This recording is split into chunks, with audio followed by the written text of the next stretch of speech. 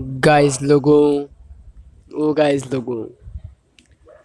एक कहावत होती है या होता है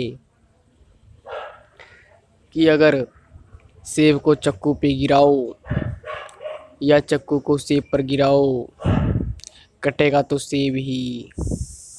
ओ भाई लोगों, ये जरूरी नहीं है।